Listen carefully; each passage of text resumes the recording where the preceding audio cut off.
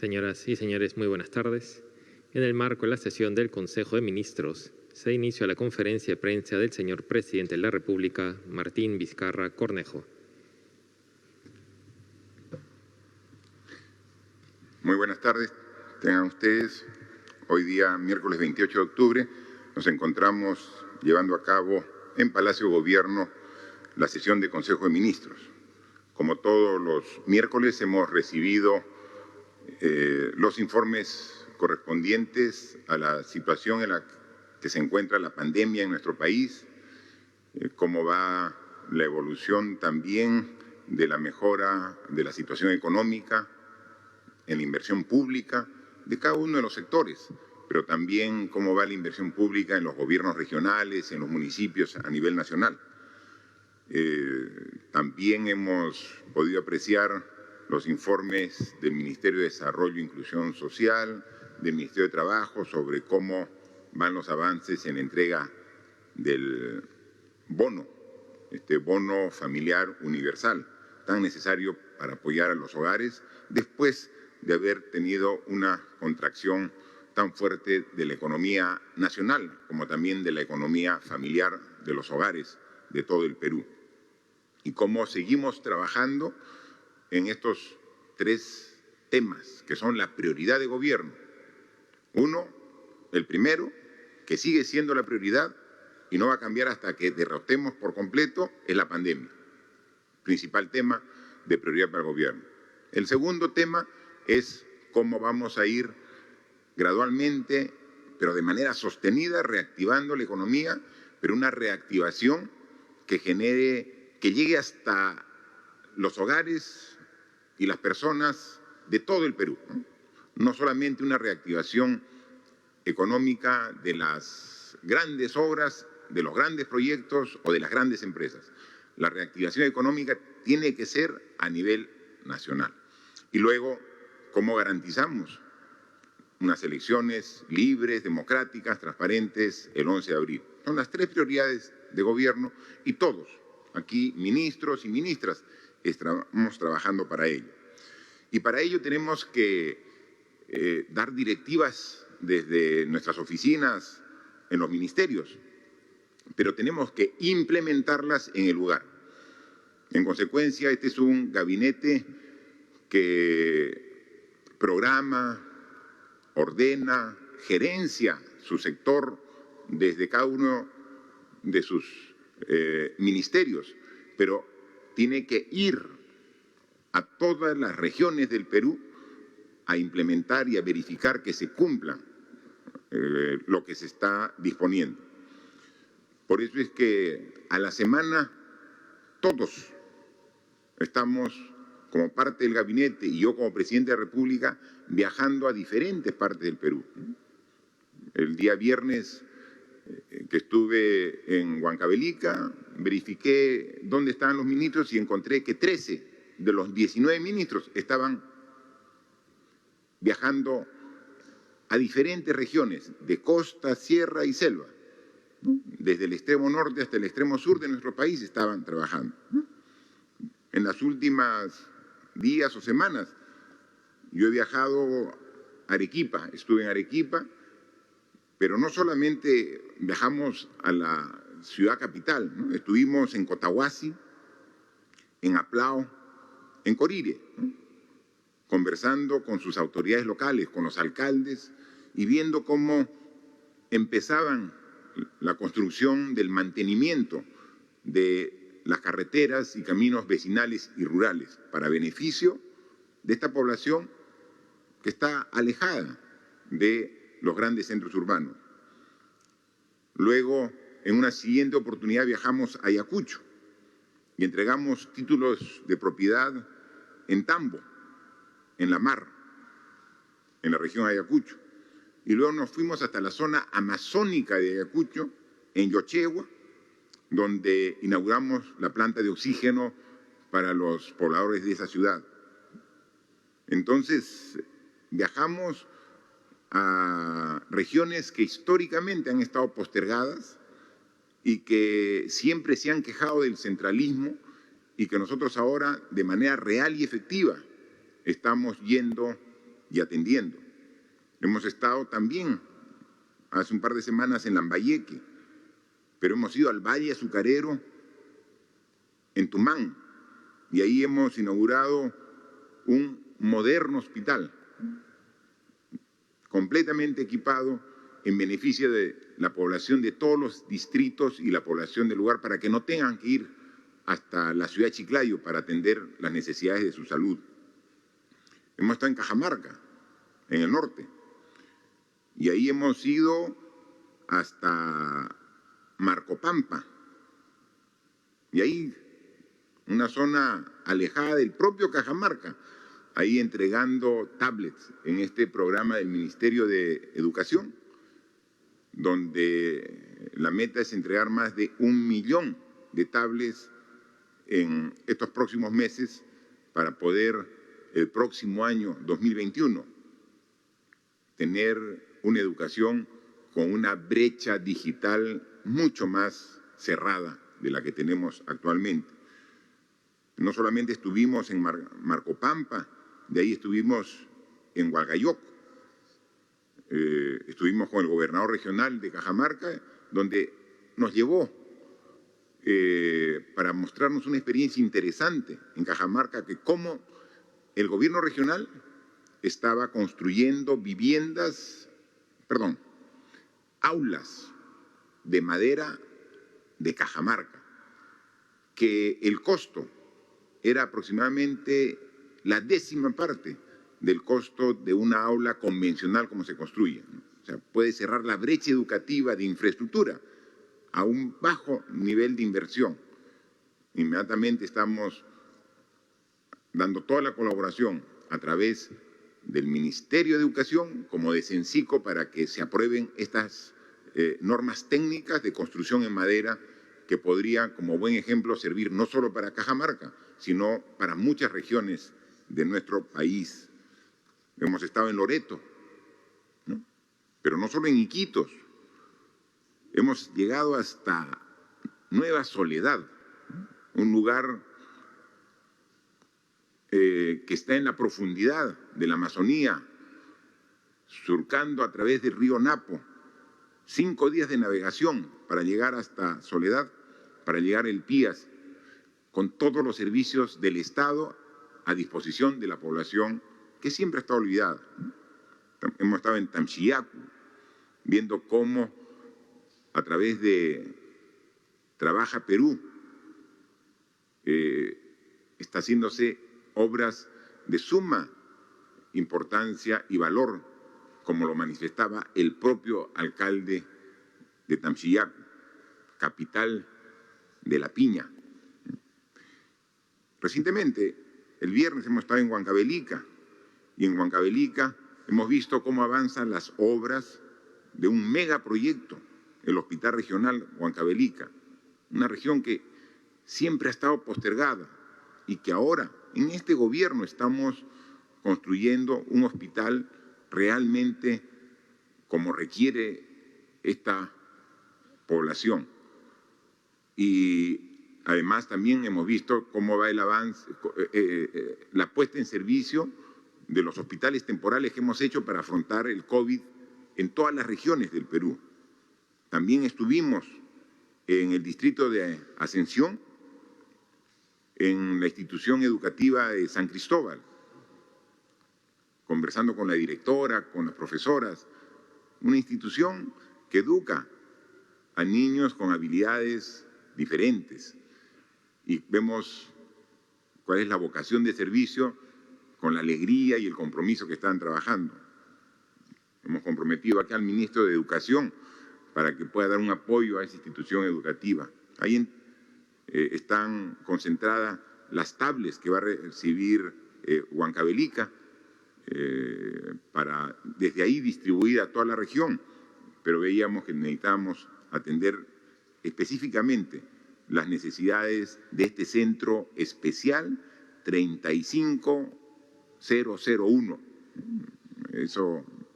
Ver ese tipo de experiencias son las que nos reconfortan y nos dan la fuerza para continuar trabajando por las personas más vulnerables dentro de los vulnerables. Y ayer estuvimos en Huánuco. Vimos cómo avanza la carretera Huánuco-La Unión-Huallanca, que va a ser una vía importantísima cuando esté concluida, porque va a unir no solamente Huánuco con Ancash, sino saldrá también a la costa norte peruana a través de la carretera que une Barranca, Pativilca, como también Huánuco, Ambo, Ollón, para salir hasta la zona de Huacho, ¿no? Entonces son dos carreteras muy importantes.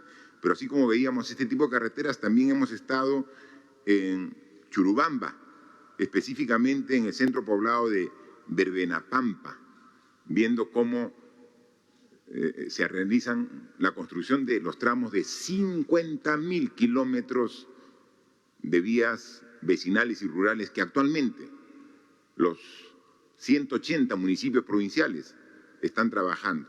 Entonces, es parte de la reactivación económica, es parte de la generación de puestos de trabajo, y ahí veíamos a la población realmente entusiasmada y comprometida con todo ello. Así que esta es mi experiencia de las últimas semanas, como la tienen cada uno de los ministros, de lo que viaja a cada una de sus regiones, y ellos también tienen una experiencia propia de cómo vamos trabajando a favor de las personas, de los ciudadanos, que es la prioridad de nuestro gobierno. Hoy quiero informarles que hemos aprobado un decreto de urgencia sumamente importante, porque establece un plan de cierre de brechas. Tenemos cierre de brechas en varios aspectos. En tema educativo hay una brecha, es diferente la educación rural a la educación urbana, y tenemos que cerrarla, porque el objetivo es que toda la población estudiantil tenga la misma posibilidad de acceso a la educación. Pero así como tenemos brechas sectoriales en educación y salud, tenemos brechas por regiones. Hay regiones que están atrasadas respecto a otras regiones del país, y también tenemos que cerrar esa brecha. Tenemos brechas de la Amazonía, ¿no? Por lo amplia, lo dispersa, tiene un nivel de desarrollo menor que, por ejemplo, las regiones de la costa, como también hay regiones de la zona altoandina, ¿no? Entonces, este decreto de urgencia es para cerrar este tipo de brechas, ¿no? Y no es que es retórica, no es que vamos a cerrar la brecha, no, es fruto de reuniones que hemos tenido a través de la presidencia del Consejo de Ministros, de los diferentes sectores involucrados, para que podamos atender las necesidades urgentes y comprometidas en reuniones de trabajo, y que ahora queremos hacer realidad. Por eso, en este DU de cierre de brechas se está asignando 146 millones de soles para poder atender obras en la Amazonía.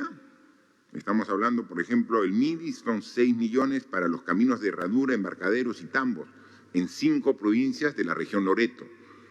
El Ministerio de Vivienda va a disponer de 82, casi 83 millones de soles para 22 proyectos de saneamiento, 21 en la región Loreto y 1 en la región de Puno. El Ministerio de Trabajo va a disponer de cerca de 37 millones para 42 proyectos para generación de empleo en Apurímac, en Cusco, en Loreto, en Ayacucho, en Huancavelica. Ministerio de Transportes, 16 millones de soles para el proyecto de la carretera Manseriche-Loreto, ¿no? Y también a la Municipalidad de Oyolo, 5 millones para el proyecto de riego del distrito de Oyolo en Ayacucho. Son casi 147 millones de soles.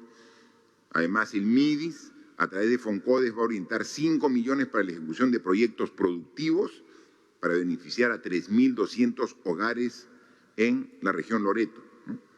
Entonces, y si queremos cerrar brechas, tenemos que hacer un esfuerzo para aumentar la subvención a las personas con discapacidad severa que tenemos a nivel nacional. Vamos a atender a 34.000 nuevas personas con discapacidad severa, y para eso hay un presupuesto de 13,5 millones de soles. Entonces, hay que cerrar brechas. Todos los peruanos somos iguales.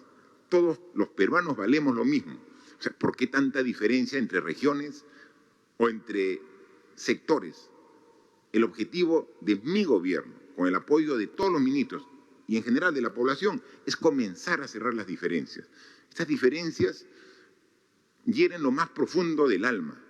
O sea, saber que hay niños que tienen todas las facilidades para estudiar y hay niños que tienen que caminar horas hasta un centro educativo y luego no tienen energía eléctrica, no tienen sistema de internet. O sea, esas diferencias son a las que estamos abocados y estamos atendiendo, ¿no?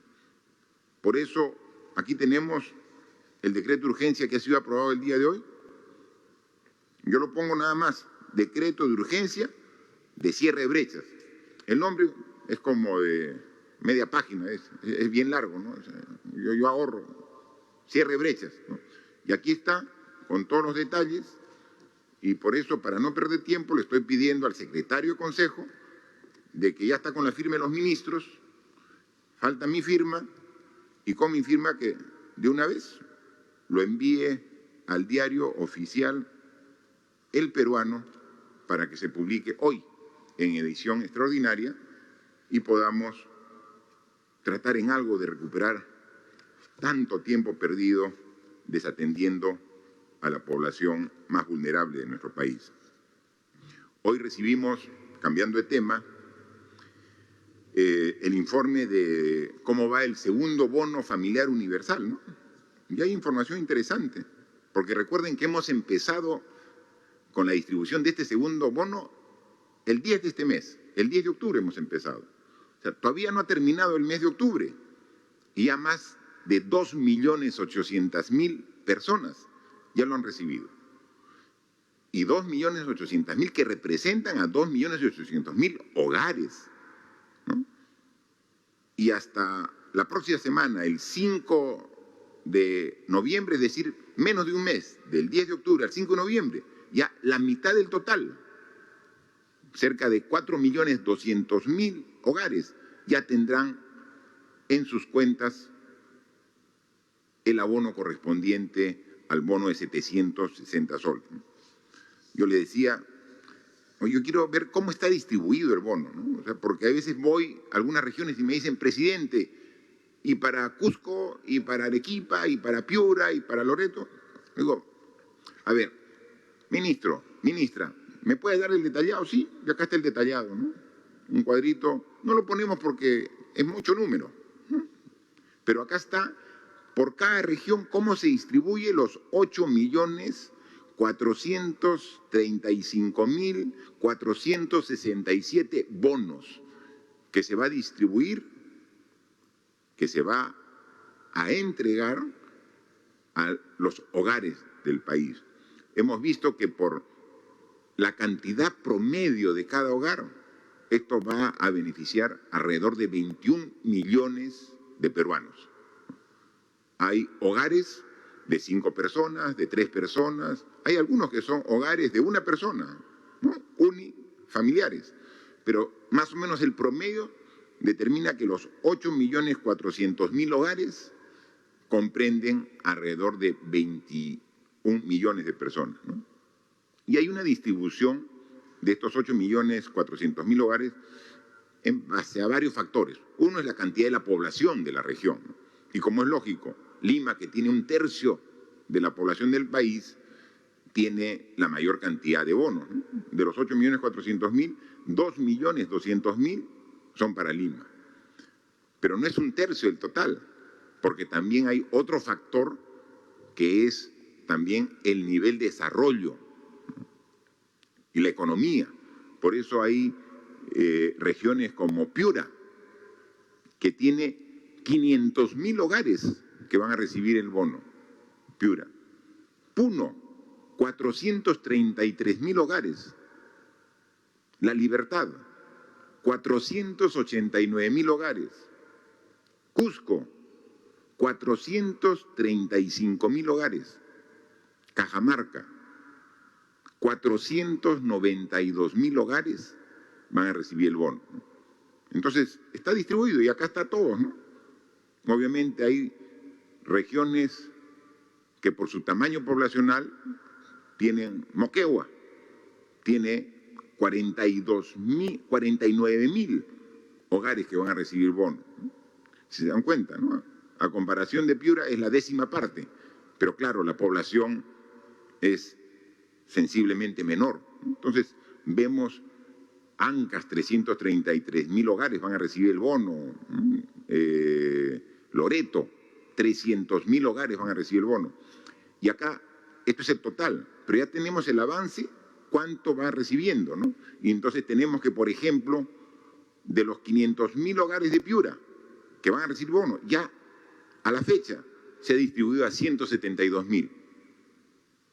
O, por ejemplo, en Cajamarca, de 492.000 hogares, ya se entregó a 163.000, ¿no? Entonces, esa información yo le voy a pedir tanto al ministro de Trabajo como a la ministra de Desarrollo e Inclusión Social que se difunda, porque a veces dice, ¿y dónde está el bono? Aquí está el bono y se está repartiendo y está llegando a los hogares, ¿no? Y esto es un apoyo económico para poder atender las necesidades básicas mientras que se va generando el trabajo con los proyectos de inversión pública, de inversión privada, de arranca 1, arranca 2 y que van a generar las fuentes de trabajo, ¿no? Así que vamos a continuar trabajando en ese sentido.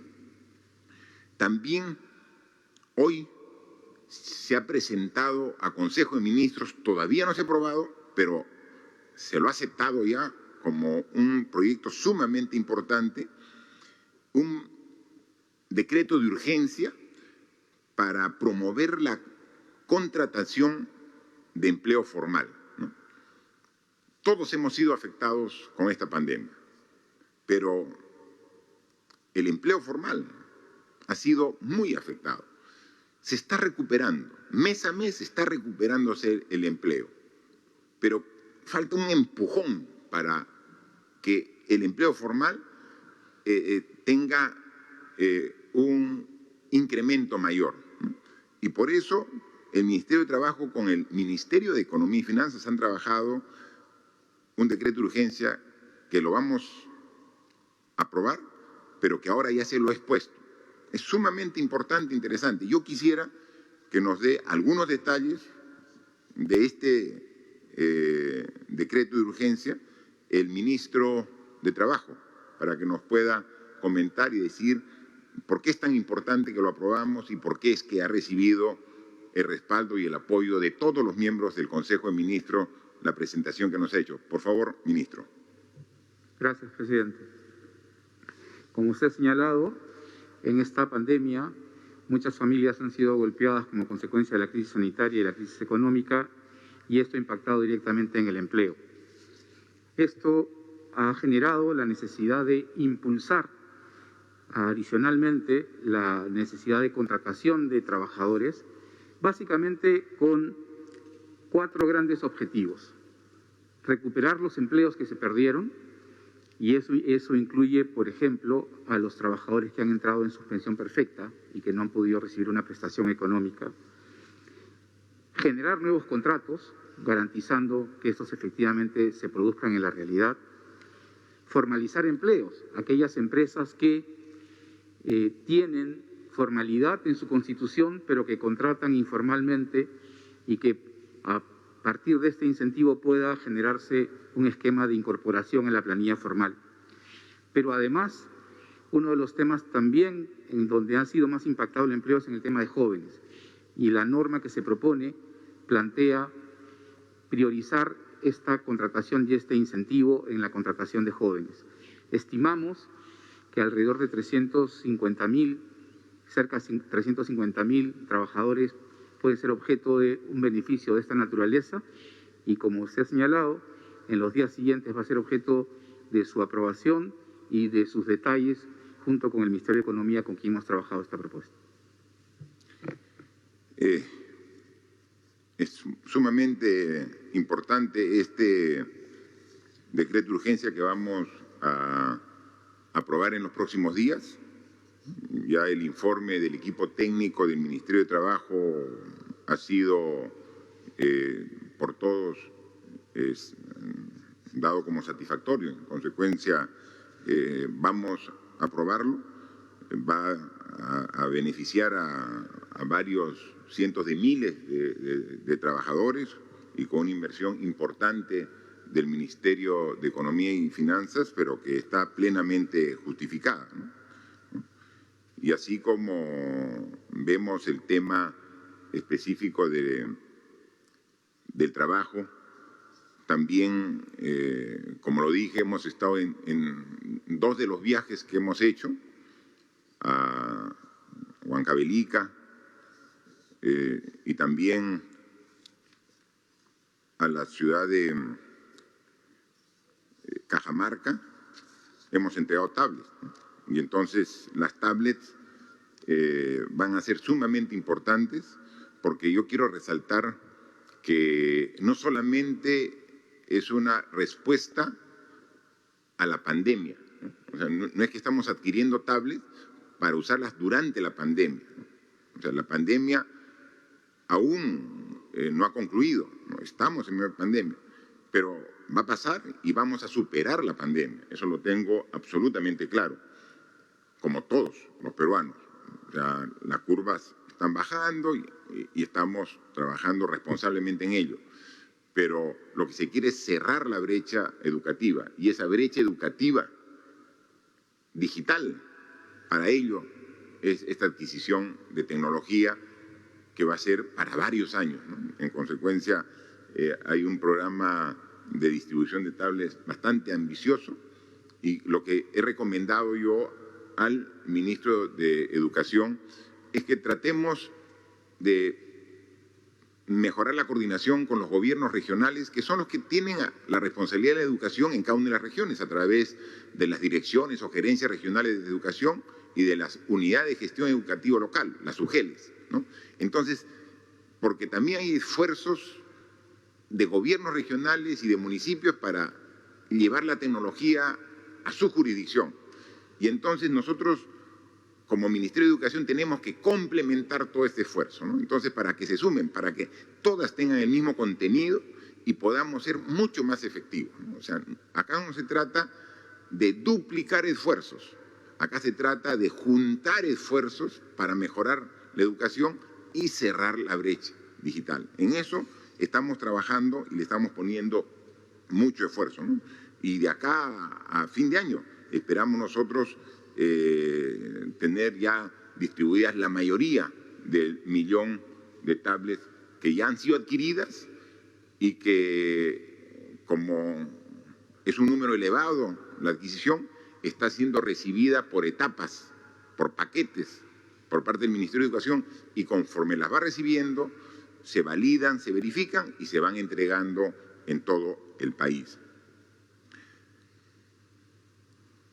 Hay que hablar un poco también de la pandemia, que es el tema principal que nos aboca como gobierno.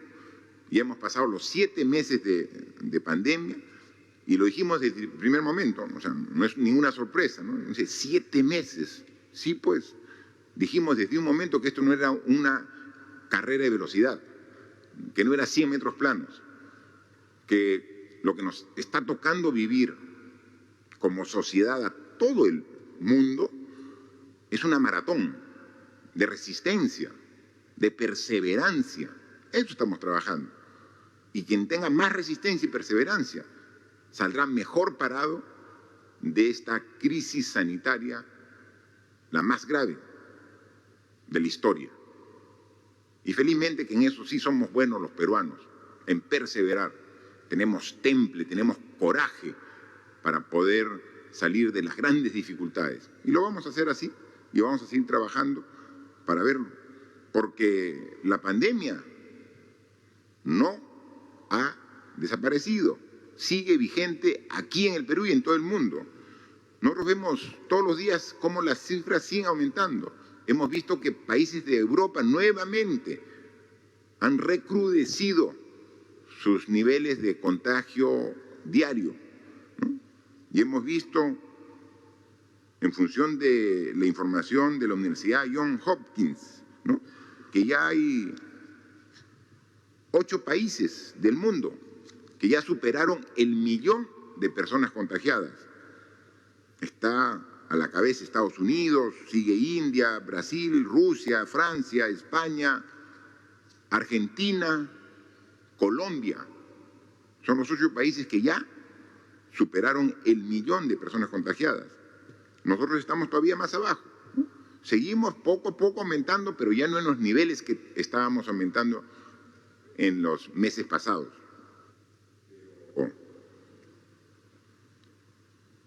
El virus sigue presente.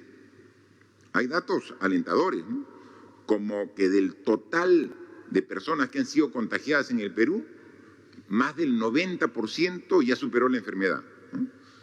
Yo recuerdo que hace algunos meses me sentía satisfecho porque el 50% de los infectados ya habían superado la enfermedad. Ahora, el 90% de los que han tenido el virus en su organismo ya superó la enfermedad, más del 90%. Y hemos hecho más de 4,5 millones de pruebas COVID en el Perú. Felizmente, la cifra de fallecidos de la última semana respecto a la anterior es sensiblemente menor. Igual seguiremos trabajando con todo nuestro esfuerzo para seguir reduciendo, ¿no? La curva epidemiológica, si bien muestra un descenso permanente y un factor de contagio menor de 1, hoy nos decía que en la última semana esta curva de descensos se está estabilizando, lo que quiere decir que debemos hacer un esfuerzo adicional para seguir bajando, ¿no? Porque todavía no estamos en la condición óptima. Hemos mejorado, sí, pero esta mejora que era continua como que se ha ido deteniendo gradualmente en la última semana.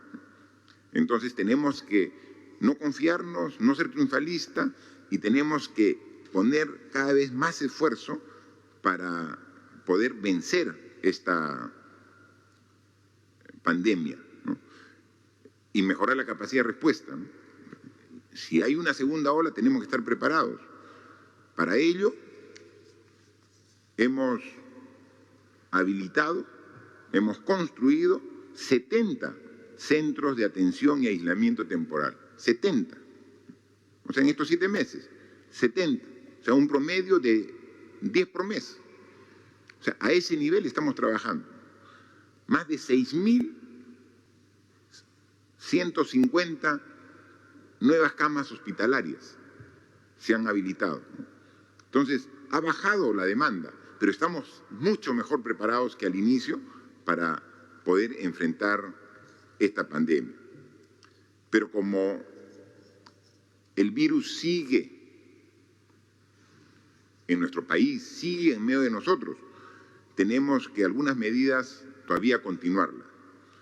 Por eso es que el día de hoy también se ha aprobado el decreto supremo que prorroga el estado de emergencia. El estado de emergencia que tenía vigencia hasta fines del mes de octubre, lo estamos prorrogando hasta fines del mes de noviembre. Estamos prorrogando un mes más con las restricciones que están actualmente vigentes, como el toque queda, las restricciones de reuniones. O sea, están prohibidas las reuniones porque son una de las condiciones de un estado de emergencia, pero más aún por responsabilidad para evitar el contagio. Entonces, donde nos confiamos, nuevamente enciende el contagio. Y eso es lo que queremos evitar, ¿no? Yo quería dejar unos minutos en la palabra a la ministra de Salud, porque hay temas inminentes de este fin de semana, de fiestas, celebraciones, que en épocas normales todos participábamos, uno mismo participaba con su pareja, con su esposa, con su esposo, con los hijos, fiestas que se dan a fines de noviembre. Y entonces, pero este año es especial y como especial tienen que ser nuestro comportamiento en cuanto a la responsabilidad.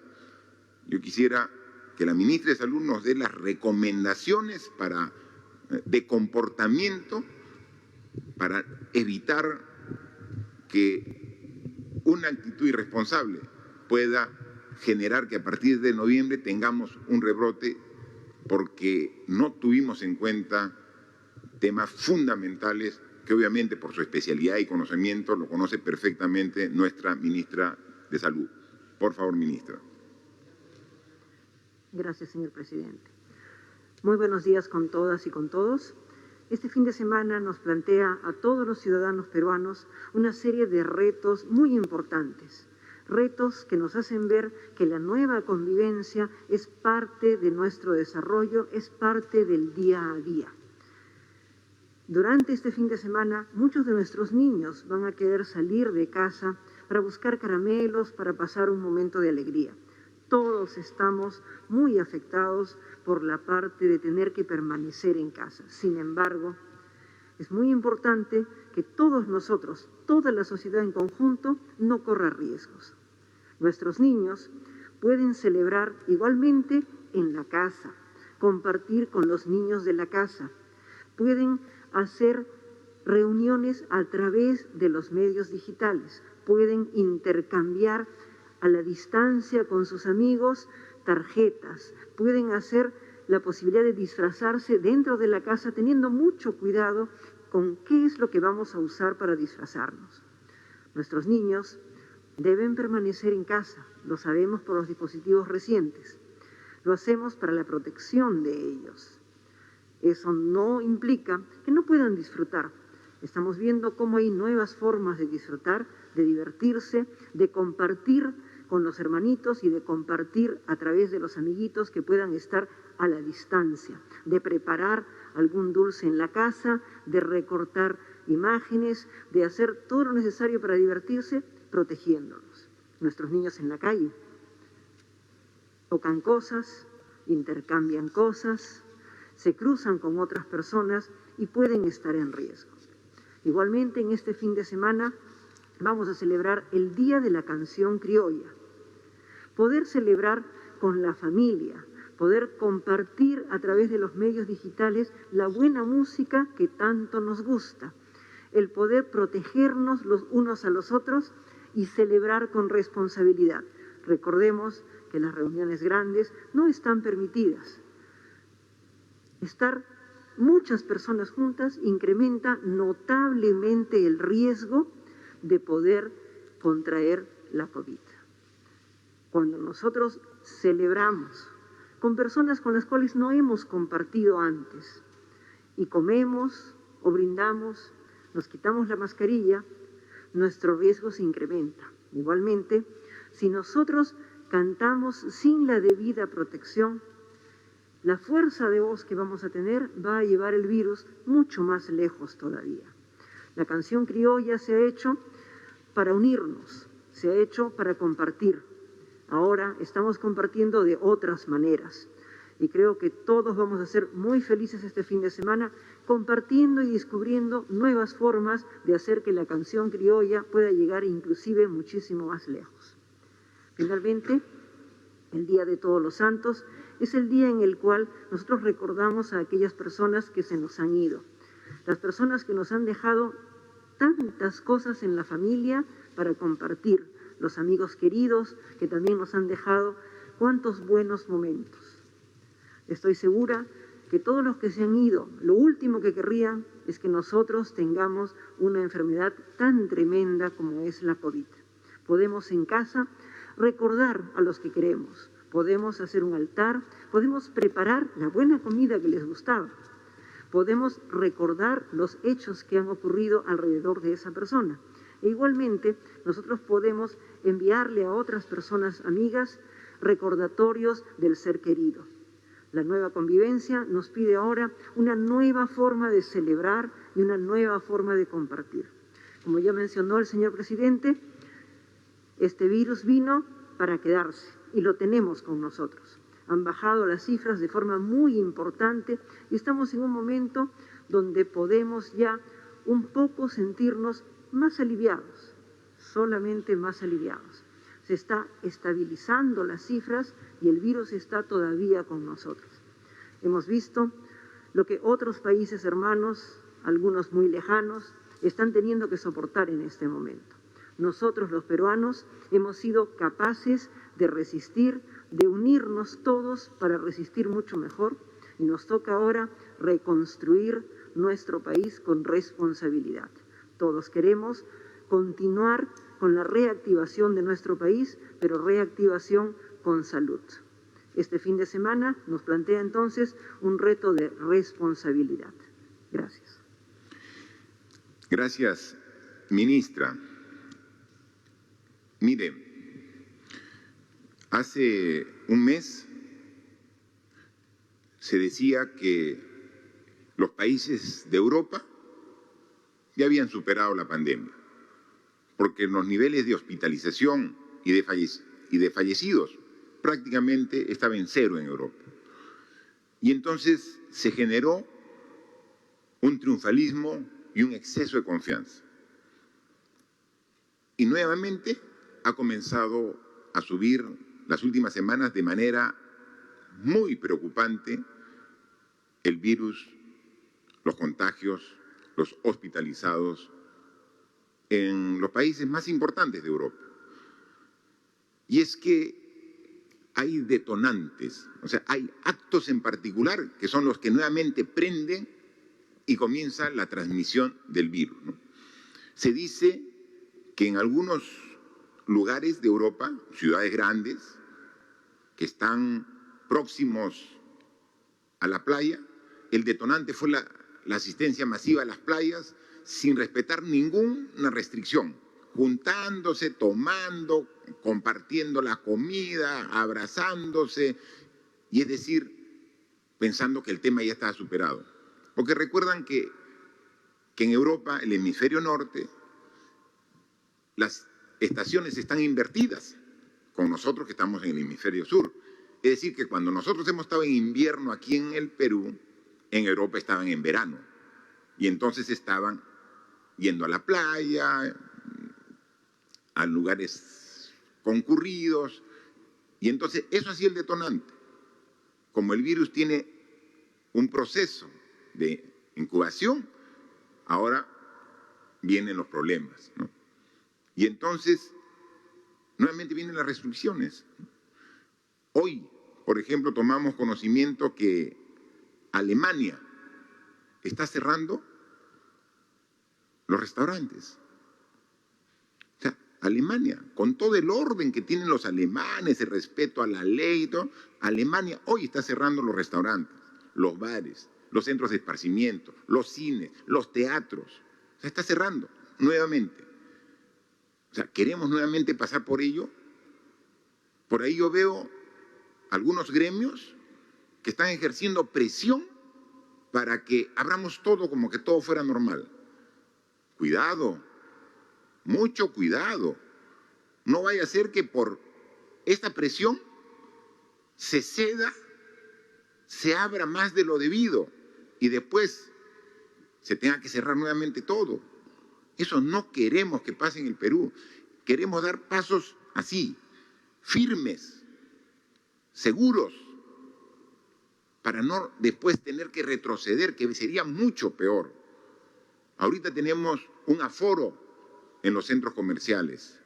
Es decir, no pueden estar llenos los centros comerciales, no pueden estar llenos los restaurantes. Están prohibidos los bares, pero siempre pues hay algunos empresarios que sacan la vuelta. Al bar le han puesto ahora letrero, es restaurante, ¿no?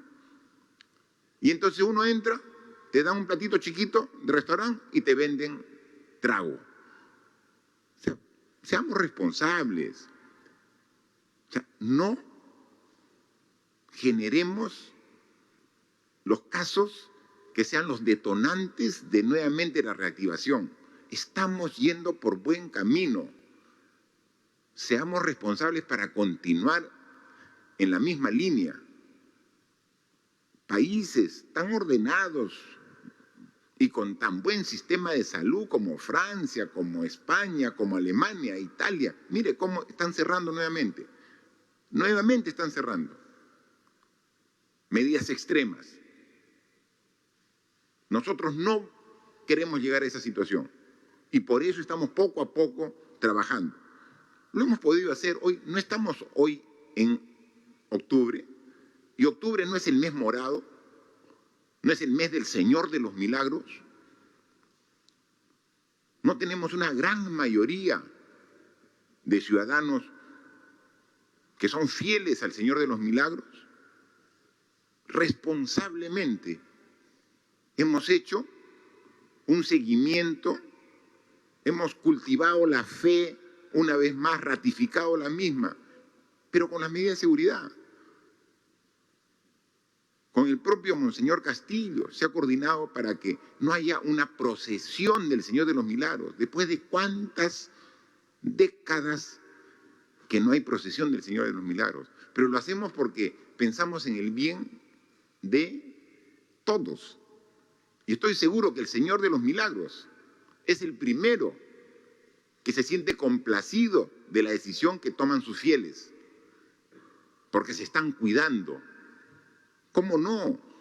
Entonces, ahora estamos en situaciones, este fin de semana, Todos Santos, vamos a tener cementerios abarrotados de gente, con comida, con bebida, con orquestas, con bandas de músicos, que es parte de la tradición, lo sabemos.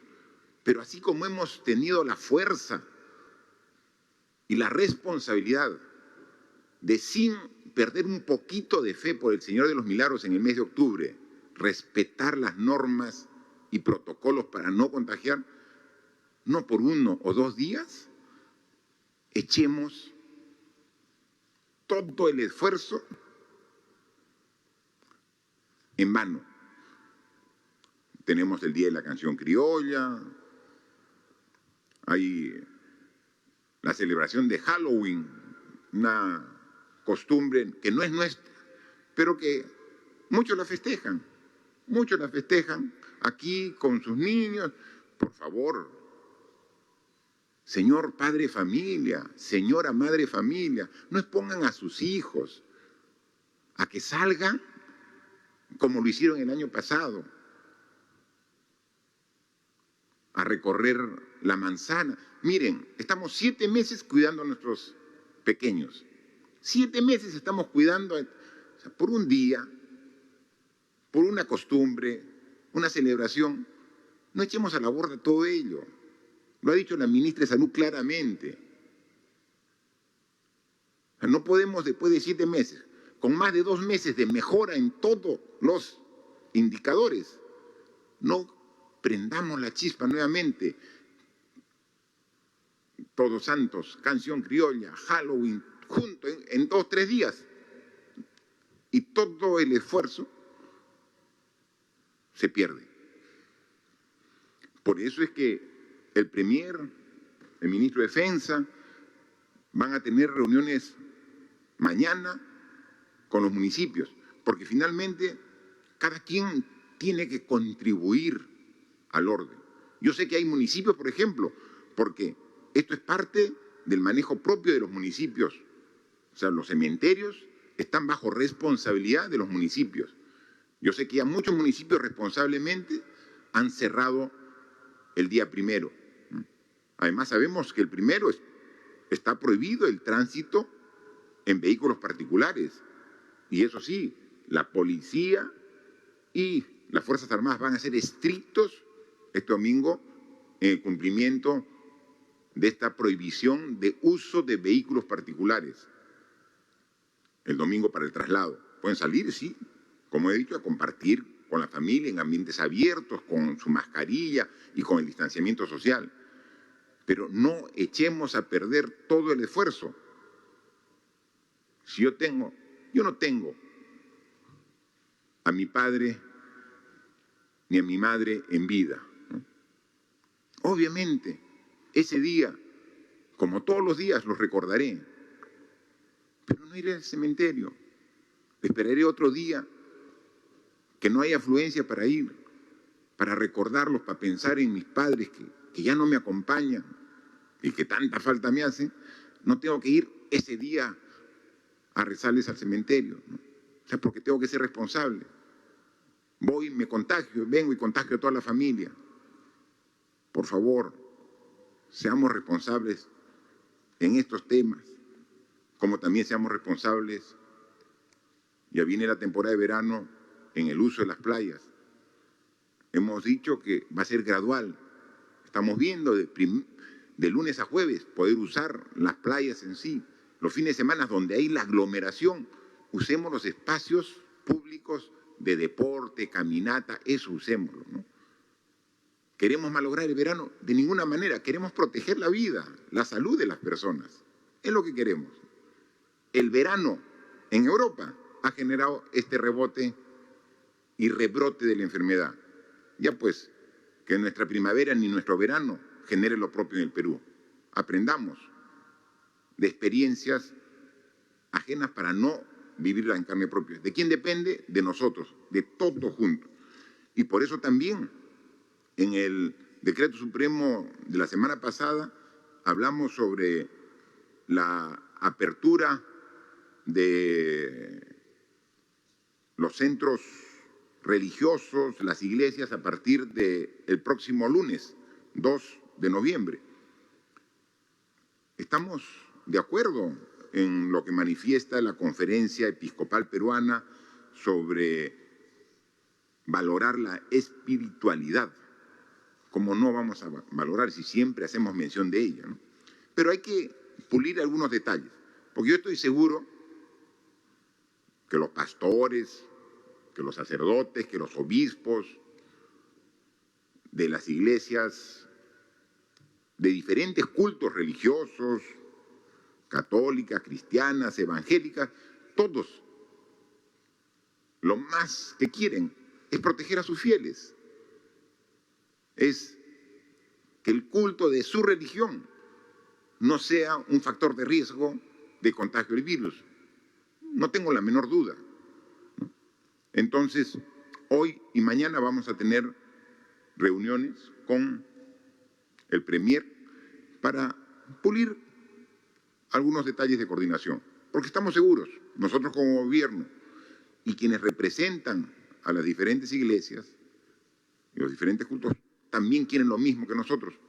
Yo estoy seguro que conversando, hablando, vamos a tener la mejor interpretación y hacer esto un proceso gradual donde, poniendo por delante la espiritualidad, podamos en noviembre y gradualmente teniendo estas actividades nuevamente que son tan necesarias para la población de fe.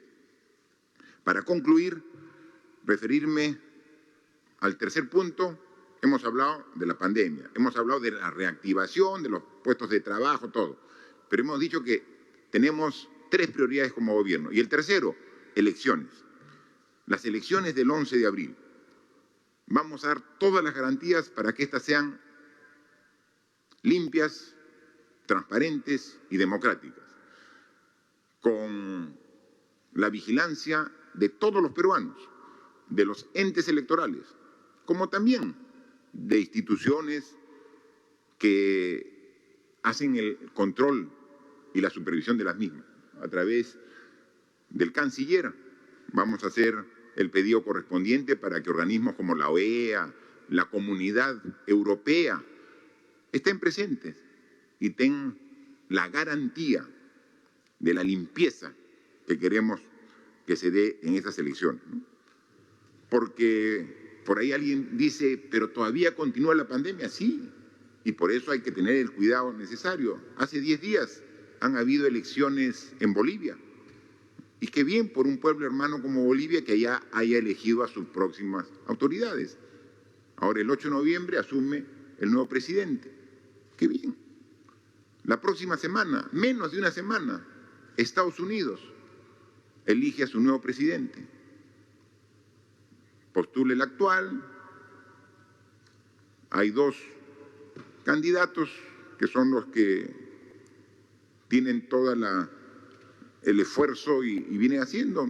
Podemos ver, es una elección importante porque obviamente Estados Unidos es un país gravitante en el ámbito internacional y están haciendo sus elecciones. No hay motivo ni justificación alguna para que las elecciones de abril del próximo año estén en riesgo, ¿no? O sea, no podemos permitir que sectores con intereses subalternos pretendan generar desestabilización y ni siquiera deslicen la posibilidad de postergación de elecciones. No hay ningún argumento, solo el argumento de quien no le interesa porque no tiene ninguna posibilidad, o el argumento de quien se desenvuelve mejor en el caos, en el desorden, que no es lo que quiere ni lo que queremos todos los peruanos, ¿no? Así que vamos a continuar en esa tarea y yo estoy seguro que las fuerzas democráticas así lo establecen y así lo van a defender. Así que estamos seguros de que esto va a tener todas las condiciones necesarias y que las bancadas del Congreso, que son predominantemente de carácter democrático, van a apoyar todo este proceso electoral de miras al 11 de abril para cambiar al Ejecutivo en pleno, como cambiar a todo el Legislativo, como está establecido en las normas actuales vigentes. Muchas gracias. Tenemos unas preguntas de medios de comunicación. Con gusto estamos todo el Consejo para responderlas. Presidente, buenas tardes, ministros. La primera pregunta es de Radio Interactiva de San Martín. Señor presidente, se ha hablado mucho sobre presuntos casos de corrupción cometidos por su persona cuando era gobernador regional de Moquegua. Muchos sectores piden su renuncia por un tema ético. ¿Le parece ético que usted siga al frente del país con todos estos cuestionamientos por caso de presunta corrupción? En la región San Martín se ha destinado más de 54.000 tablets para estudiantes en situación de vulnerabilidad para recibir clases virtuales. Sin embargo, más de 4.000 estudiantes en las mismas condiciones de vulnerabilidad no estarían recibiendo estos equipos. ¿Qué harán desde el gobierno para agilizar la llegada de estos equipos a dichos estudiantes? Muy bien. Pediría que responda el ministro de Educación sobre el tema de las tablets, que puede dar algún complemento más la ministra de Desarrollo e Inclusión Social, porque es la región que le corresponde, y termino yo con la pregunta referida a mí. Por favor, ministro de Educación. Muchas gracias, presidente. Como se ha dicho, este es un esfuerzo muy importante que está haciendo el gobierno para promover más igualdad de oportunidades entre estudiantes del sistema educativo peruano, ¿no? Considerando que lamentablemente una de las características principales que ha tenido nuestro sistema educativo es la desigualdad. Por eso es importante considerar que, además de ser esto una distribución de un instrumento tecnológico, lo que hay que entender es que este es un proyecto esencialmente pedagógico. Esto viene con un contenido pedagógico, con un sistema de acompañamiento a docentes, con un sistema de seguimiento al uso que están haciendo las tabletas los propios estudiantes. En ese sentido, es lo que se llama un ecosistema que va a permitir que estas tabletas efectivamente cumplan con su finalidad de llevar más calidad, más contenidos a los estudiantes que más lo necesitan. Y ese es un sistema que, así como Aprendo en Casa, ha sido un bien público que muchas instituciones o personas privadas lo han utilizado. También nosotros ponemos a disposición esta estrategia de brecha digital para cualquier iniciativa privada o pública que quiera hacer uso de los recursos que nosotros hemos desarrollado. De hecho, ya hay algunas iniciativas privadas que nos han solicitado los contenidos para poder ellos implementarlos en sus propios proyectos privados. En el mes de mayo nosotros hicimos una identificación de quiénes eran los beneficiarios de estas tabletas, quiénes deberían ser, ¿no? Y el criterio fue llegar a las zonas donde está la mayor necesidad de este instrumento tecnológico, es las zonas donde había la mayor necesidad educativa, zonas donde está la mayor presencia de la desigualdad. Con esos datos, en el caso de San Martín, datos a mayo, se identificaron 56.443 beneficiarios de las tabletas, aproximadamente se llega a un 76% de las instituciones educativas de la zona y 4.352 docentes. Considerando que algunos estudiantes no estaban en el sistema aún registrados en el mes de mayo, nosotros estamos diseñando una segunda fase para incorporar a esos estudiantes que podrían tener efectivamente las mismas situaciones de vulnerabilidad, de manera tal de poder llegar a ellos también. Esa segunda fase está en diseño y hemos considerado que para San Martín vendrían aproximadamente unas 6.000 tabletas más para estos estudiantes que no fueron considerados en la primera etapa. Gracias. Ministra Donaire, por favor. Siendo la pregunta vinculada al sector educación dentro de lo que es la región San Martín, habría que complementar diciendo que desde el Ministerio de Desarrollo e Inclusión Social también el programa País tiene un aporte importante a través de sus tambos. Y en la región San Martín tenemos nuestros tambos de 2 de Mayo y de Pólvora, donde se atienden a usuarios de 52 centros poblados que acceden desde los tambos al Aprendo en Casa. Entonces, se acerca de esa manera a la población al servicio de educación. Y antes de fin de año vamos a tener listos 2 tambos más, el tambo de Nuevo San Martín, ubicado en el distrito de La Pólvora en Tocache, y el tambo de 2 de Mayo en el distrito de Huicungo, en Mariscal Cáceres. Su construcción ya está en un avance del 90%. Por otro lado, también dentro del sector educación, nuestro programa Caliwarma llega a 77 distritos, atendiendo a 2.688 instituciones educativas. Ya son 189.720 niños y niñas que acceden al componente alimentario, teniendo un servicio alimentario de calidad adecuado, y eso es importante recalcar, a los hábitos de consumo local y con contenidos nutricionales. Llegamos hasta las zonas más alejadas, por ejemplo, la institución educativa número 945, que está en la comunidad nativa Achú, a 6 días de camino, presidente de la provincia de Moyobamba. Hasta ahí llegamos. Y el programa Juntos, que también articula con el sector de educación, garantizando no solamente la educación, sino también la salud de nuestros niños, de nuestros jóvenes y de nuestros adolescentes. En educación, otorgamos incentivos monetarios para evitar la deserción escolar, para que nuestros jóvenes no abandonen el colegio. Y ya tenemos interviniendo en 74 distritos en San Martín, con hogares afiliados en número de 32.432. Además de ello, hay una intervención temporal adicional que ya lleva 12.171 afiliados. Esto es un avance de 62.7%. A todos ellos, presidente, se les va a abonar a fines de octubre 2.4 millones de soles. Muchas gracias, ministra. Información sumamente relevante e importante para la región San Martín, pero lo mismo estamos haciendo en todas las regiones del Perú. O sea, es un esfuerzo grande para atender precisamente a la gente que normalmente no está atendida. Sobre la pregunta directamente relacionada a mi persona, el mismo periodista dice presuntos casos de corrupción. O sea, son presuntos casos de corrupción los que he rechazado categóricamente, enfáticamente.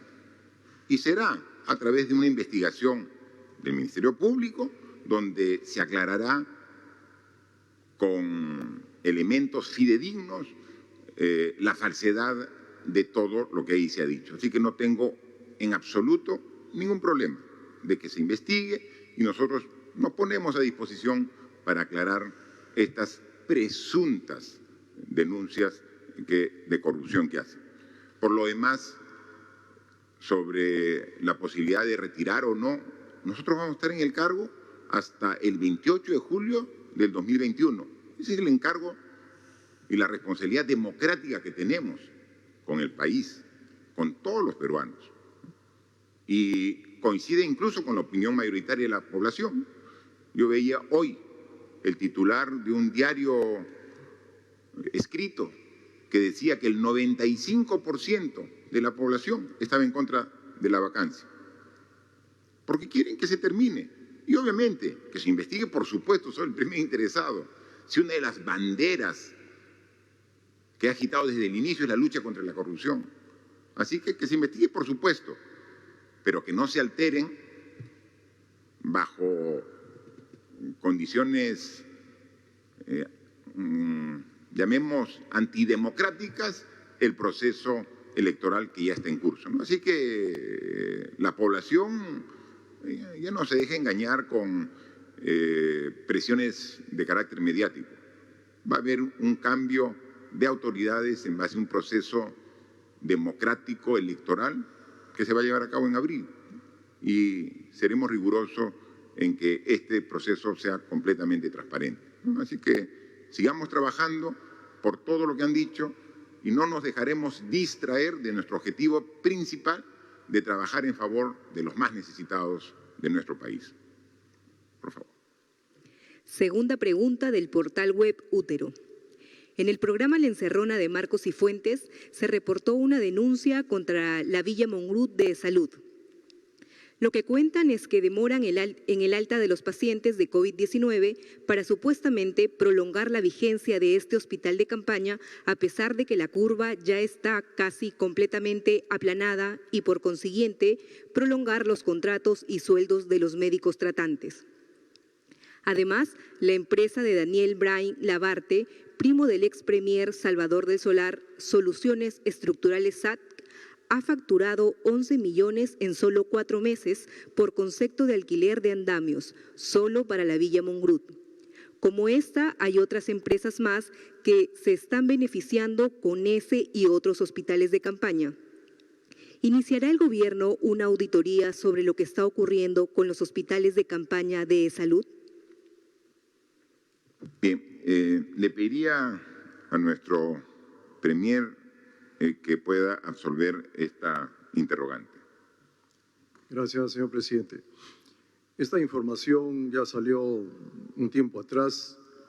Tuve la oportunidad de conversar con la presidenta ejecutiva de salud referente a este tema.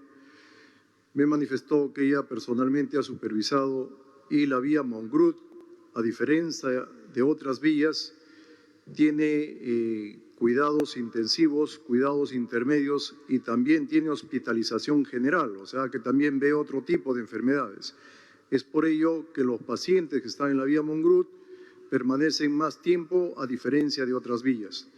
Referente a la empresa que menciona que ha hecho trabajos y servicios en la vía Mongrut, todos los procesos que se han seguido de contratación, me manifestó la presidenta ejecutiva que están estrictamente de acuerdo a ley, así como en cualquier otra vía, no solamente de salud, del MINSA, delegado, que están prestando estos servicios de salud a lo largo y ancho del país. Y la OCE se está encargando de hacer la supervisión y el control como corresponde, el control posterior que se hace después de todos estos procesos. O sea que todo está dentro del marco de la ley. Gracias. Por favor. Tercera pregunta del medio Periodismo en Línea. Señor presidente, ayer renunció el procurador anticorrupción Amado Enco, 3 días después de que elevó un informe a la fiscal de la Nación sobre hechos de relevancia penal que podrían configurar delito de colusión sobre su persona, la ministra de Economía María Antonieta Alba y los exministros de Salud Víctor Zamora y Elizabeth Inostroza, en la compra de pruebas rápidas, según un documento que difundió el portal Convoca. ¿Usted fue notificado sobre este oficio enviado al fiscal? ¿Tomó alguna medida o intervino al respecto?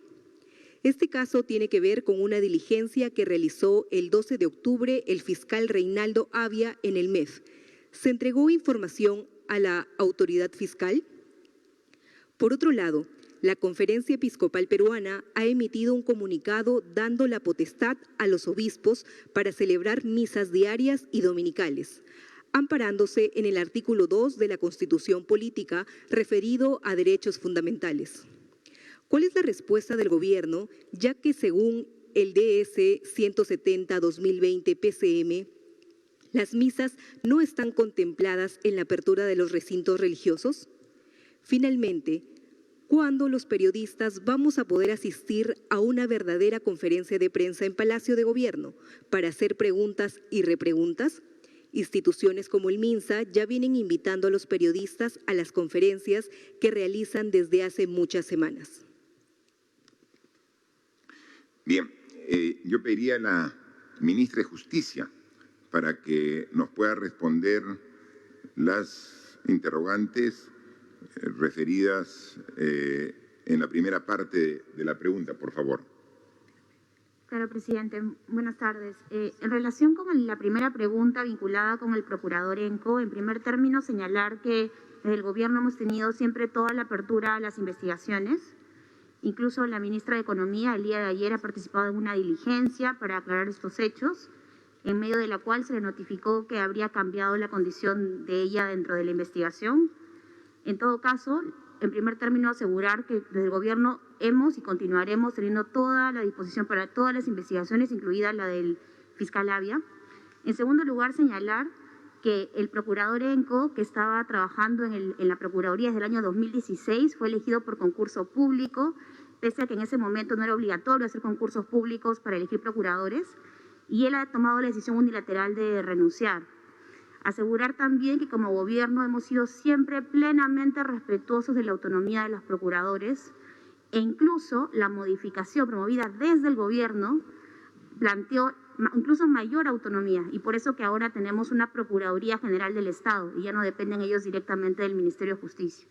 Así que esta es una decisión que él ha tomado de manera personal, tendrá que precisar los motivos, entiendo que en la carta ha hecho algunas afirmaciones que tendrá en todo caso él que precisar a qué se refiere, tiene algún tipo de información específica sobre algún hecho, esperemos que lo haga público y en todo caso estaremos por supuesto como siempre con toda la apertura a lo que venga y señalar nuevamente que eso tendría que en todo caso ser aceptada la renuncia por el Procurador General del Estado que provisionalmente encargaría la Procuraduría a otra persona.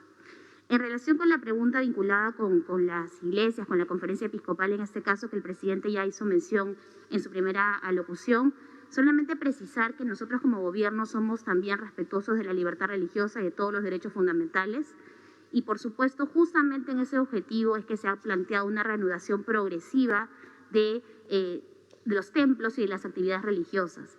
Lo que se quiere, y como todas las actividades, hay que compatibilizar los derechos fundamentales, por un lado, en este caso, libertad religiosa, con, por el otro lado, la salud. Y es por eso que hemos tenido reuniones, el Premier, directamente yo, varias personas del Gobierno, con, por un lado, la Iglesia Católica y, por otro lado, las otras denominaciones y entidades religiosas. Como ya señaló el presidente, entre hoy y mañana tendremos nuevas reuniones justamente para lograr llegar a algunos acuerdos y poder explicarles también, ya lo hemos hecho, pero lo volveremos a hacer, cuáles son las razones que están detrás de esta reanudación progresiva.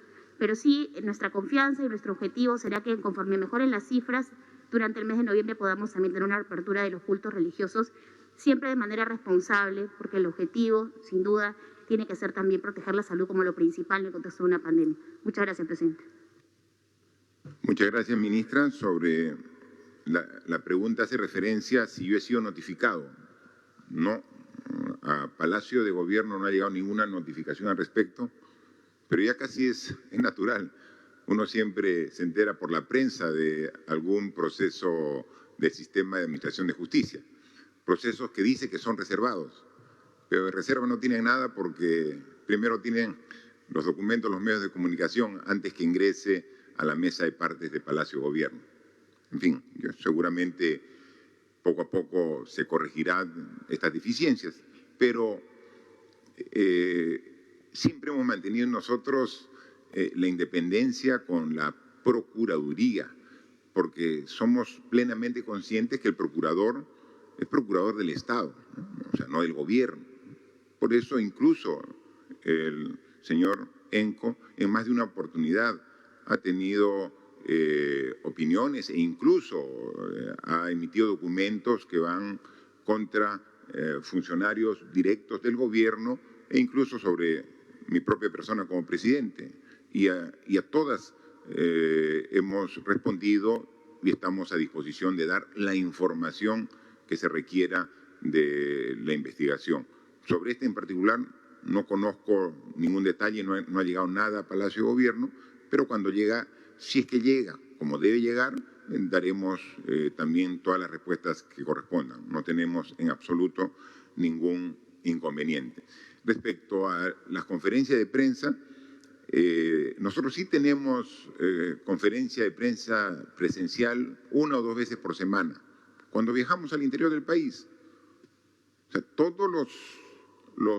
las semanas viajamos por lo menos 2 veces y terminando la jornada de trabajo, directamente nos reunimos con la prensa local, regional, que son corresponsales también de la prensa nacional.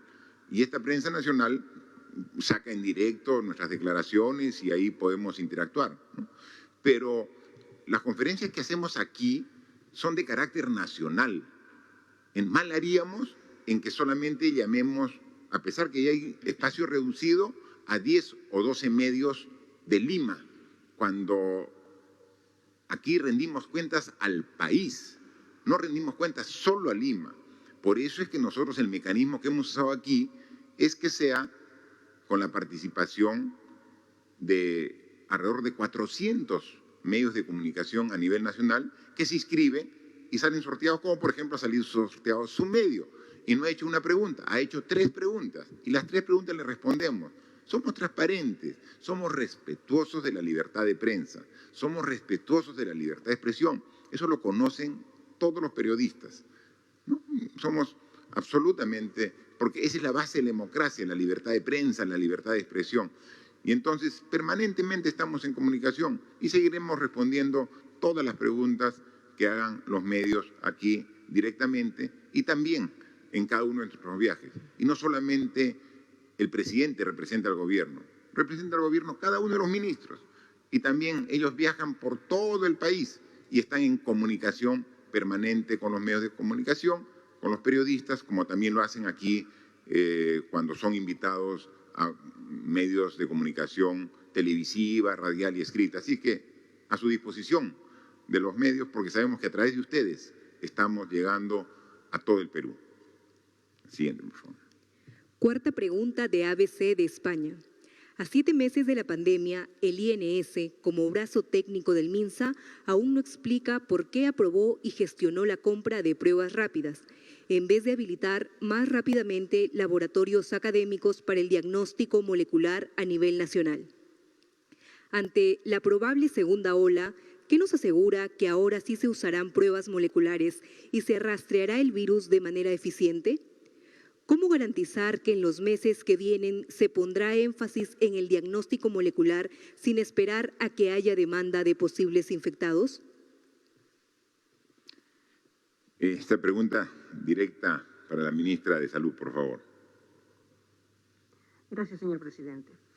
En realidad, el uso de las pruebas moleculares tiene su momento, como ya hemos mencionado, y es un incentivo que ha venido haciendo el Ministerio de Salud. Empezamos en el mes de marzo con un laboratorio que podía hacer diagnóstico molecular a nivel del Ministerio de Salud. En este momento ya tenemos 55 laboratorios que pueden hacer el diagnóstico molecular a nivel nacional. No hemos parado solamente porque hayan disminuido los casos.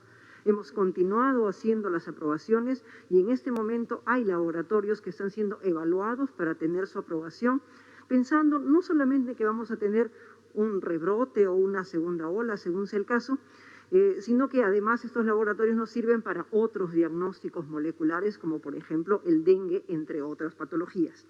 En este instante, de los 55 laboratorios, tenemos 34 que son del Estado.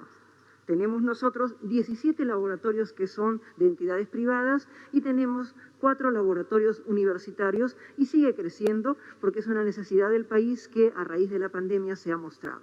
Por otro lado, a lo largo de los meses también, si bien es cierto no hemos dispuesto de todas las pruebas moleculares necesarias, sí se ha venido haciendo el uso de pruebas moleculares y en este momento estamos en adquisición de las mismas. Ya se ha comprado una buena cantidad, como mencionamos en una conferencia anterior, que se ha repartido al interior del país para estar preparados para una segunda ola.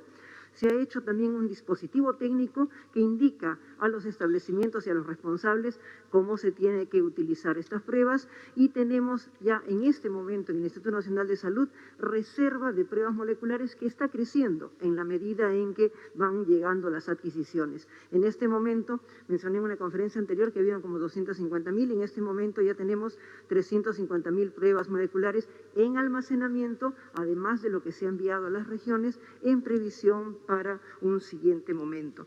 En realidad, del 4,5 millones de análisis que se han hecho en nuestro país, y en este momento podemos decir que 1 millón de ellos han sido hechos a través de pruebas moleculares y seguimos avanzando. Igualmente, en cuanto a trazado de contactos, estamos en este momento en prueba de un sistema en la región Ancash que ha sido diseñado con apoyo de una serie de entidades y por el Ministerio mismo, con ayuda de OPS y con ayuda de diferentes organizaciones y que está en plena prueba justamente una semana más y con esto vamos a disponer de un sistema que es diseñado por todas las entidades que nos han ayudado y por el país mismo. Gracias, presidente. Muchas gracias, ministra. El último medio de comunicación, por favor.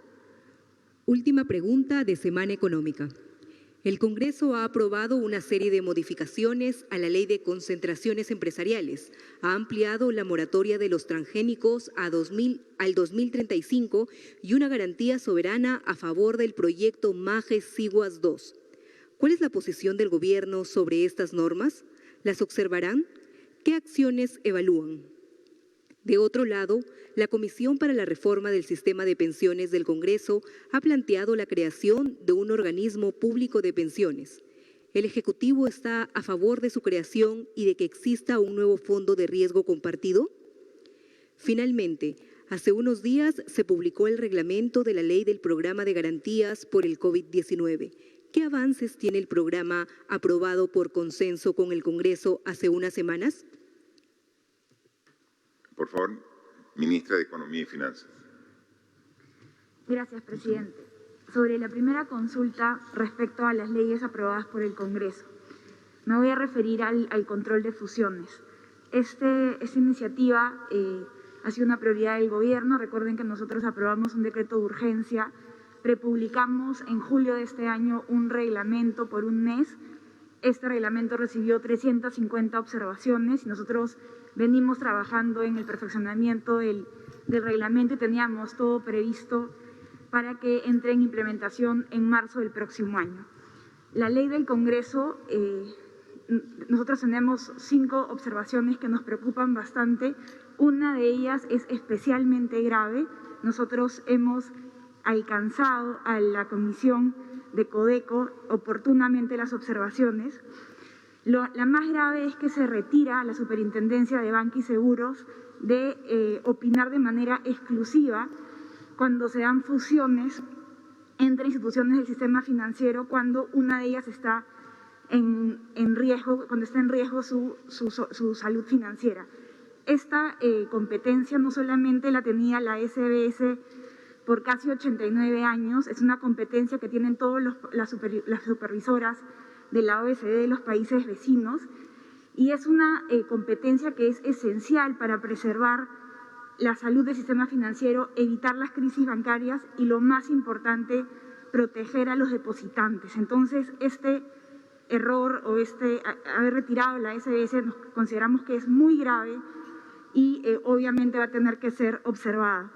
Respecto a la ley de MAGES, nosotros estamos de acuerdo con el término de la segunda disposición complementaria que nos permite dar el marco legal para evaluar el otorgamiento de la garantía soberana, pero hay otros aspectos de la ley que de cierta manera hacen inimplementable esta evaluación. Entonces, en este sentido, venimos trabajando con la Comisión de Presupuesto del Congreso para encontrar un mejor texto que nos permita que esto finalmente sea implementable, que es el marco legal para poder evaluar el otorgamiento de la garantía soberana a este proyecto que, como saben, es una prioridad para el país porque nos va a permitir ampliar la frontera agrícola y generar mucho empleo. Respecto a la ley de transgénicos, esto también corresponde al Ministerio de Agricultura. Estamos evaluando específicamente el detalle y estamos viendo sí se podrían sugerir algunas mejoras, pero ese tema está todavía en evaluación. Respecto a la segunda pregunta sobre las propuestas de la Comisión del Congreso, en realidad para nosotros no hay una propuesta propiamente dicha sobre la que se puede opinar.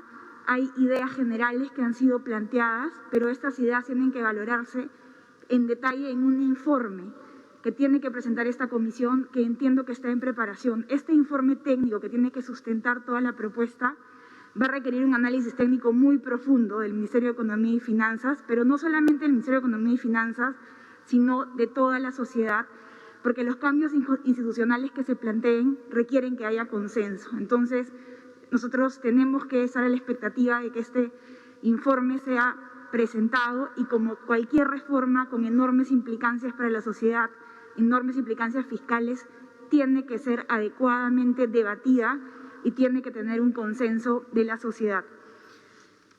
Respecto al programa que se aprobó en coordinación con el Congreso, yo hablaría de dos aspectos. Sobre los aspectos técnicos y legales, nosotros venimos cumpliendo con toda la normatividad. Recuerden que posterior al reglamento hay que enviar un informe para tener la opinión favorable de la Contraloría. Luego hay que aprobar un decreto supremo que permite autorizar la operación de endeudamiento y luego hay que firmar un contrato entre MEF y COFIDE. Nosotros hemos, desde que se aprobó la ley, trabajado incansablemente en estos hitos. El día de hoy va a ser alcanzado el informe previo a la Contraloría y venimos trabajando en paralelo en todos los otros documentos que se requieren. Pero respecto a los temas operativos, estamos bastante interesados en que una vez que se haya solucionado o estén en plena implementación los aspectos legales, el programa fluya muy rápido. Por esta razón, el sábado nos hemos reunido, COFIDE, el Ministerio de Economía y con la participación de la SBS, nos hemos reunido con los representantes de ASBank, ASOMIF y FEDMAC, básicamente los representantes de cajas municipales, cajas rurales y las EPIMES, para recoger todos los comentarios que tengan y todas las dudas que tienen sobre la operatividad. Ellos han sistematizado todos los comentarios, nos los han alcanzado y estamos trabajando junto con COFIDE para poder levantar todas las observaciones y poder responder a todas sus dudas. En ese sentido, la implementación de este programa es una prioridad. No solamente estamos avanzando en la parte legal, sino también venimos trabajando sin descanso en la parte operativa. Estamos convencidos que ese es un buen programa que se ha hecho en coordinación con el Congreso y las entidades del sistema financiero están muy dispuestas a apoyar en su implementación. Gracias, presidente. Sobre el tema de los transgénicos, yo te pediría también un complemento de parte de la ministra de Ambiente, por favor, ministra. Gracias, presidente. De acuerdo al Congreso, en efecto, la ampliación responde a que no se culminó con todas las metas establecidas en la ley de moratoria. No obstante, nosotros ya tenemos un avance aproximadamente a la fecha que supere el 80%. El objeto de la ley, básicamente, que amplía esta moratoria, debe ser otorgar un plazo que sea suficiente para cumplir con las líneas de base, incluyendo los nuevos eventos OVM que están en camino. Identificar asimismo las zonas de menor riesgo ante la liberación de OVM, autorizar laboratorios para la detección de estas OVM y acreditar laboratorios de detección del OVM de INIA para no depender únicamente de los privados, cerrar las brechas de conocimiento y capacidades en bioseguridad y generar una nueva ley que regule el uso de la biotecnología moderna y ponga en valor sobre todo la agrobiodiversidad. También es importante que este tema tenga que ver la difusión y puesta en conocimiento de la población en todos los temas relativos a OVM y abordar la problemática de siembra ilegal de OVM, por ejemplo, en el norte del país, que ocurrió hace algunos años. En el Ejecutivo estamos pensando que la decisión sobre la moratoria tiene que estar debidamente sustentada en una discusión técnica que evalúe lo que ya hemos avanzado y lo que falta en términos de los compromisos de fortalecimiento de capacidades, sobre todo, que se asumieron en la ley original. Hay que ser claros en la necesidad de separar los OVMs de otras tecnologías como edición genética, que hace un par de semanas recibió premio Nobel. Estamos pensando en avanzar en la ley de bioseguridad que permita dar un marco técnicamente más robusto a los esfuerzos y hacer sostenible nuestros recursos genéticos. Estamos trabajando, como bien dijo la ministra de Economía y Finanzas, con el Ministerio de Agricultura, porque necesitamos avanzar en función a lo que se aprobó en el Congreso y ver posibles mejoras y precisiones a este proyecto, a esta ley. Gracias, presidente. No, gracias, ministra. Solamente también complementar a la pregunta, yo informaba al gabinete que el día de ayer recibí una comunicación vía WhatsApp del gobernador regional de Arequipa, diciéndome: presidente, quisiera una reunión para tratar el tema del proyecto MAGES, en la cual esté presente la ministra de Economía y el ministro de Agricultura. Yo recuerdo que cuando recién él asumió el cargo, me pidió una reunión y tratamos el tema. Siempre como Ejecutivo, como Gobierno Nacional, estamos a disposición de los gobiernos regionales para dar el impulso y la fuerza a los proyectos que no solamente son de alcance regional como MAGES. MAGES es un proyecto de alcance nacional por las bondades que tiene. En consecuencia, le dije una vez más a disposición. Así que hoy estamos terminando el Consejo de Ministros, definiremos en función de la agenda la fecha para reunirnos una vez más. Son innumerables las veces que se ha reunido con el ministro de Agricultura, con la ministra de Economía, al inicio de su gestión como gobernador regional. Yo lo recibí para tratar el tema. Entonces, queremos sacar estos proyectos, pero lo dije en alguna oportunidad, y no es por sacar el cuerpo, es porque las cosas son que están definidas de que la unidad formuladora y ejecutora de este importante proyecto está en el gobierno regional de Arequipa, específicamente en la Autoridad Autónoma de MAGES, en Autodema.